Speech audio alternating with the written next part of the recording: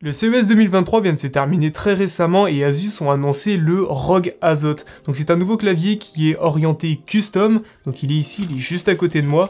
On va le déballer ensemble. Alors, je vous rassure, ce clavier j'ai eu la chance de pouvoir le tester en avant-première, donc ça fait plusieurs mois que j'en possède une version et j'ai pu bien l'utiliser, notamment pour les montages de mes vidéos.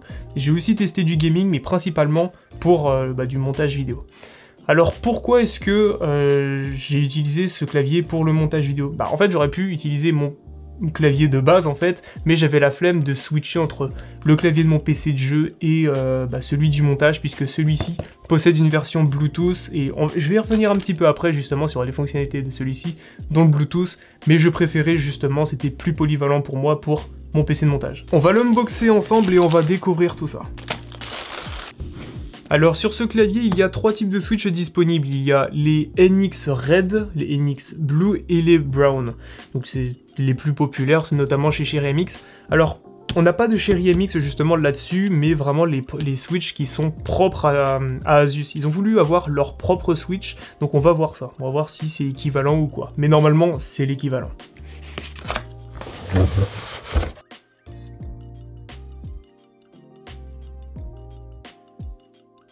Voilà le clavier en AZERTY. La plus grosse particularité de ce clavier, ça va être ce qui se passe aussi dans son packaging. Une petite lube station pour venir lubrifier ses switches. Ça c'est quoi? Je crois que ça c'est des patins de remplacement pour l'arrière du boîtier. Un petit keycap puller pour enlever directement vos keycaps. Le switch puller pour les switches. Un switch opener ROG. Ça c'est vraiment cool pour se faciliter la vie à déclipser les switches. Un petit pinceau. Alors oui, le bout il est en plastique, mais voilà, c'est juste un petit pinceau quoi pour juste lubrifier ses switches, ça suffit. Un petit adaptateur USB-A vers USB-C. On a un câble USB-A vers USB-C. Et le petit pot de lube juste ici. Alors, le truc que je trouve vraiment cool, c'est que ils n'ont pas essayé de faire leur propre lubrifiant ou quoi. Non, ce qu'ils ont fait, c'est qu'ils ont pris un lubrifiant qui est le plus apprécié, notamment dans le Mechanical Custom Keyboard, la 205 G0, donc Kritox, la marque. Et en vrai, c'est vraiment cool qu'ils aient fait ce choix-là de prendre un lubrifiant qui est le plus apprécié, au moins tout le monde l'aime, il est réputé, et puis au moins on a ce qu'il y a de meilleur justement pour ces switches. Donc c'est vraiment un bon choix qu'ils ont fait d'inclure justement de la Kritox. Après, les petits autocollants pour la fanbase, et puis la notice, et voilà. Je vais commencer par le plus gros point négatif de ce clavier. Bon, malheureusement, vous vous en doutez tous, les keycaps qui sont en ABS. Le souci, c'est que en France, donc en AZERTY, ça sera de l'ABS, et les autres pays, donc en QWERTY, ça sera du PBT. Et ça, je trouve ça dommage par contre, parce qu'on sait que par exemple, Corsair, notamment sur leur version en 65%, directement pour l'AZERTY, ils mettent justement des keycaps en PBT, et là j'aurais aimé voir Asus faire l'effort de ce côté-là. Bon, encore heureux, les keycaps, ça se change, mais c'est toujours un plus d'avoir ça par défaut. Je vais vous montrer un petit peu après la customisation justement avec d'autres keycaps, parce que oui, on peut le customiser, encore heureux. En plus, c'est un ISO, donc ISO, la barre entrée qui est plus grosse, et puis la touche Shift, qui est un tout petit peu plus courte. Moi, bien entendu, je préfère les claviers en ANSI, ça c'est vraiment une préférence personnelle. Mais voilà, là au moins c'est un ISO, si vous souhaitez, ou si vous trouvez des keycaps AZERTY, et au moins tout sera déjà pré-compatible, puisque vous aurez déjà votre clavier en ISO. Si jamais vous souhaiteriez passer au QWERTY mais que vous avez peur, sachez que j'ai fait une vidéo dédiée sur le QWERTY, où justement, en fait c'est pas si compliqué, c'est pas si dramatique, bref, tout ce qu'il y a à savoir sur le QWERTY, j'ai fait une vidéo dédiée dessus, donc n'hésitez pas à cliquer sur le petit i, justement, pour aller en savoir plus. À l'arrière, on a des petits patins. Oh, attends. Tcha. En dessous, on a des petits patins qui permettent de rehausser en fonction de la préférence de chacun, sous 3 niveaux. Ça, c'est le plus haut. Ça, c'est le deuxième niveau. Et ça, c'est la version plus basse. Moi, je préfère la version plus basse. Après, encore une fois, ça dépend. C'est vraiment des préférences personnelles, mais au moins, sachez qu'il y a 3 niveaux. Une particularité majeure sur ce clavier, mais ça, je vais y revenir plus tard, c'est l'écran OLED. Donc, il y a plusieurs fonctionnalités. Je vais vous montrer ça après. Déjà, moi, ce que j'aime sur ce clavier, c'est le layout. C'est un 75%, c'est même un de maintenant de mes préférés en layout. Je sais que moi, mon préféré, c'est le 65%, parce qu'il y avait les flèches directionnelles, justement. Mais maintenant, c'est vrai que je me suis un petit peu lassé, parce que j'ai acheté trop de claviers en 65%. Et je sais que maintenant, dans le futur, moi, ce sera des claviers en 75% minimum, après, voir TKL ou plus. Mais voilà, en tout cas, le layout, moi, j'adore comment il rend. Je trouve qu'il fait quand même plus complet en fonction de certains sets de keycaps. Il y a certains sets de keycaps qui sont mieux sur des 75% voire TKL comparé à des 65%, je trouve. Donc, C'est pour ça que je préfère ça. Mais voilà, encore une fois, c'est un layout, moi, que je trouve assez cool. Certains ne l'aiment pas, c'est clair, ils disent que ça sonne mal à ce qui paraît, mais moi je ne trouve pas. Après voilà, les goûts et les couleurs, hein, c'est personnel. Le type de montage de ce clavier, c'est un gasket mount, et ça c'est cool qu'ils aient adopté le gasket mount. Alors qu'est-ce que c'est? C'est quand la plate elle est maintenue entre le top case et le bottom case, souvent par des gaskets en silicone la plupart du temps.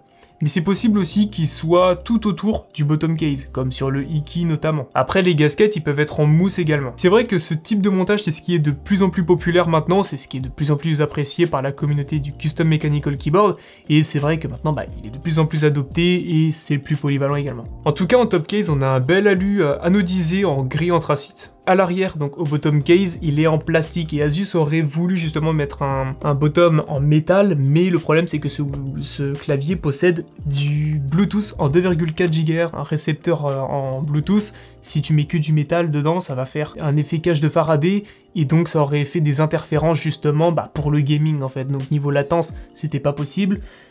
Ça a été leur choix justement de mettre le bottom en plastique, mais peut-être que dans le futur justement, je sais pas, avec les technologies, vont arriver à trouver quelque chose pour contourner ça et du coup avoir une connectivité au top pour le gaming, sans fil, pour ceux qui le souhaitent, et avoir un clavier tout en alu, peut-être. La petite clé Bluetooth, elle est à l'arrière du clavier, donc comme ça, impossible à la perdre, tout est ici.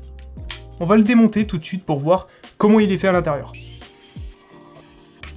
On enlève le top case, et donc là, attention quand on l'enlève, il y a la petite nappe ici. Et donc pour les petites nappes, il y a juste à lever cette petite partie là en noir. Les petits gaskets en silicone de chaque côté, donc tout autour du clavier. Alors j'ai pas encore enlevé tout ce qui est les keycaps et les switches, j'aurais dû le faire en premier, mais c'est pas grave. On va juste y revenir un petit peu après. Là on va voir ce qu'il y a justement au fond du bottom. La case foam du boîtier, donc elle m'a l'air assez épaisse. Ça fait environ 3 mm. Ok. Alors au fond, il y a quand même pas mal de parties justement d'électronique. Donc là, il y a notamment la partie donc USB-C. Oui, je l'avais pas dit, mais le clavier est en USB-C si jamais. Il y a la partie ici qui gère le tri-mode en fait, qui est juste ici, mais c'est relié par la nappe. Donc tout se passe ici sur la partie Bluetooth. Ici, il y a toute la partie écran ainsi que son PCB un petit peu en dessous. Bon, je vais pas venir démonter tout ça parce qu'il n'y a pas trop d'intérêt, mais en dessous, tout en dessous, là, il y a la batterie, ainsi que le petit cache qui est vissé pour justement venir appuyer sur la batterie. Et ici, on a le silicone foam. C'est encore une mousse qui vient justement venir amortir, réduire la reverb. Alors si je veux venir enlever la plaque de silicone, faut que je dévisse tout le reste parce que justement, elle continue en dessous les composants justement pour la partie Bluetooth et l'écran OLED. Donc si vous n'aimez pas par exemple le son qui soit bien muted, eh bien vous pouvez tout enlever, toutes les mousses, et comme ça, vous aurez quelque chose avec un son plus naturel, si je puis dire ça comme ça. Maintenant, on va voir ce qui se passe, ou plutôt ce qu'il y a entre le PCB et la plate. Je sais déjà, rien qu'en regardant, qu'il y a une plate foam. On va voir ça un petit peu plus près. Ok, alors je viens d'enlever la spacebar, donc ce qu'ils ont fait, c'est qu'ils ont pas mis des stabiliseurs, par exemple comme des Cherry ou des GMK ou alors des Durock. C'est pas des stabilisateurs comme on a justement dans le monde du custom. Ils ont leur propre stabiliseur, c'est bien sans être bien. En fait, le petit souci là que je rencontre, c'est que dans la keycap, on a directement les stems de leur stab à eux qui est coincé dans la spacebar en fait, dans le stem de la spacebar. Et pour enlever ça, c'est vachement galère. Non, le but en fait, c'est de faire du haut-bas tout en tirant. En tout cas, on voit bien la lubrification à l'intérieur. Un truc cool que là j'ai remarqué, c'est qu'ils ont ajouté de la foam en fait, de la mousse juste en dessous de la spacebar. Ça c'est vraiment cool, comme ça réduit la reverb à chaque frappe et ça c'est vraiment un plus.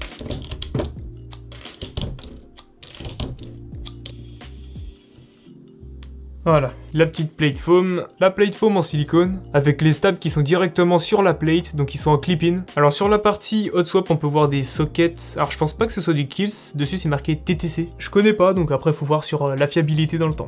Au niveau des LED, alors les LED elles sont en north facing, alors à ce qui paraît ça crée des petites interférences, justement avec des keycaps au profil Cherry, donc on va tester ça. Ok, alors je vais remonter tout ça.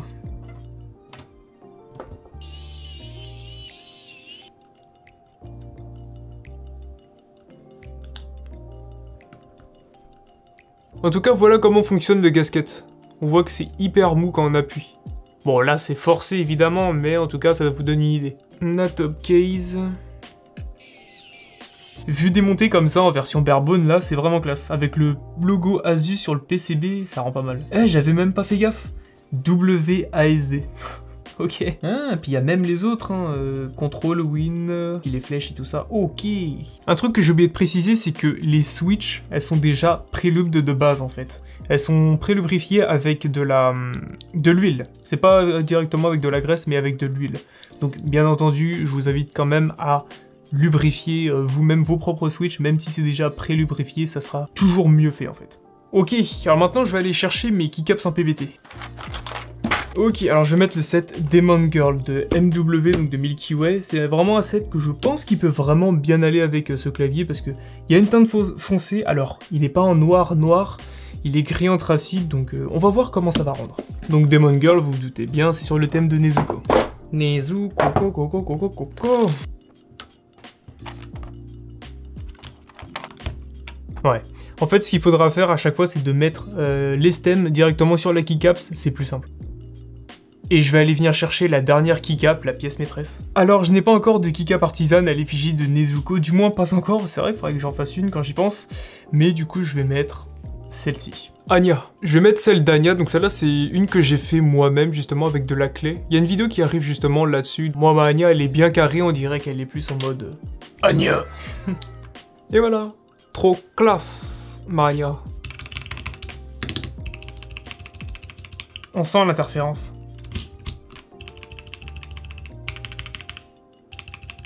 Ouais, on voit quand même la différence. Keycaps Profil Cherry, malheureusement sur ce clavier, ça ne va pas être compatible dû au placement des LED qui est donc au nord, donc North Facing. Keycaps AZERTY ISO avec un profil Cherry, oubliez, le Cherry c'est pas compatible, ou du moins vous aurez des interférences et c'est pas agréable. Prenez plutôt de l'AZERTY, peu importe le profil, mais tout sauf du Cherry. Alors maintenant, je vais essayer de lubrifier une Switch pour vous montrer la différence avant, après. Donc je vais prendre la keycaps H au milieu. Bon, moi je vais le faire à l'arrache comme ça, mais sachez que j'ai fait une vidéo justement la semaine dernière sur comment lubrifier ces Switch. Je vous montre étape par étape comment faut faire de manière très simplement et rapidement avec tous mes conseils. Et bon, là je le fais rapidement, d'accord, c'est juste pour vous montrer comme ça la différence, mais en tout cas si vous souhaitez comment savoir bien lubrifier vos Switch, sachez que j'ai fait une vidéo.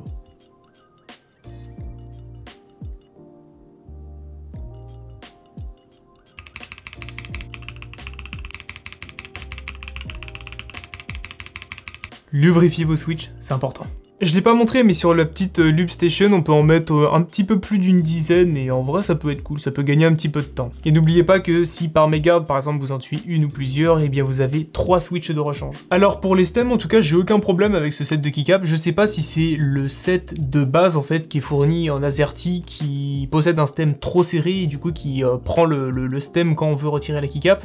Je ne sais pas, mais en tout cas, ça doit pas le faire avec tous les sets de keycaps, heureusement. Du coup, c'est un défaut sans en être un. À mon avis, je pense que ça va surtout dépendre du set que vous allez mettre dessus si vous souhaitez le changer.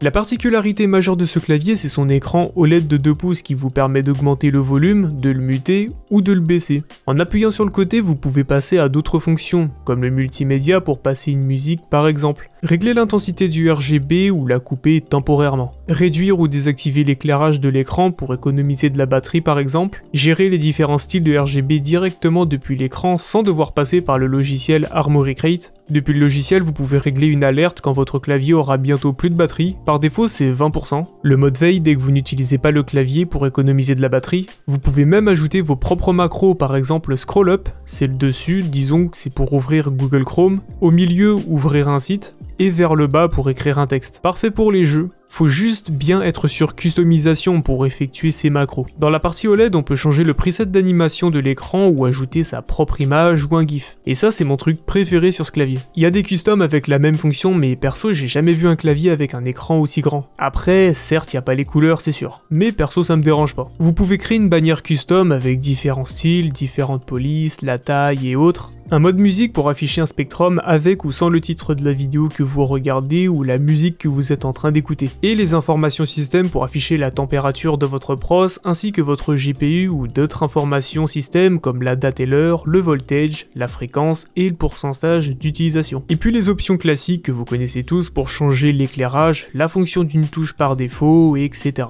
Mais pour moi cet écran c'est vraiment une particularité importante qui peut vous aider dans le choix de votre futur clavier, surtout avec la partie GIF que je trouve vraiment cool. Alors pour conclure, est-ce que je recommande ce clavier ou pas? Eh bien en fait je ne peux pas vraiment répondre à cette question, ça va surtout dépendre de vous. Ce que je peux faire c'est que je vais vous donner des arguments et après ça va être à vous de votre côté de trancher si tel ou tel clavier est fait pour vous. Déjà comme c'est un clavier de marque, j'ai envie de commencer par ça. Si votre écosystème, si votre setup est full Asus, bah c'est la dernière pièce sortie, j'ai envie de dire c'est tout naturel, tout logique de vous dire bah oui prenez celui-ci pour compléter votre setup. En plus de ça voilà il y a la partie custom, les informations sur l'écran etc. Oui, si je devais le comparer à un autre clavier, notamment le Keychron Q1, c'est celui qui me vient vraiment en tête, lui il possède une knob. Là il y en a pas, enfin il y en a une mais elle est pas pareille. Là il y a plus d'informations directement dessus, on peut gérer plusieurs choses, notamment les informations sur l'écran. En vrai, c'est juste une question d'ergonomie. Vous pouvez faire la même chose, même là, sur celui-ci, le Rogazot un peu plus poussé que sur le Keychron Q1, mais en gros, encore une fois, ça va dépendre de ce que vous voulez vraiment gérer comme information. Ça va juste dépendre de votre ergonomie. Le Rogazot, il a une mousse en silicone en plus, comparé à d'autres claviers, en général c'est juste plate foam et PE foam. Là, il y a vraiment ces deux-là, mais aussi la mousse en silicone au fond, donc encore une fois ça va dépendre de vous, si vous souhaitez un son beaucoup plus muted, si je peux dire ça comme ça, ou alors au contraire vous voulez tout enlever et avoir un peu plus de reverb et un son plus naturel. La connectivité Trimode ainsi que la compatibilité Mac, la connectivité sans fil en 2,4 GHz avec 0 latence pour ceux que ça arrange, là où le Keychron ne fait pas le Bluetooth. Le Rogazot reste avant tout un clavier gaming, donc pour moi il se doit de garder cette technologie avant tout.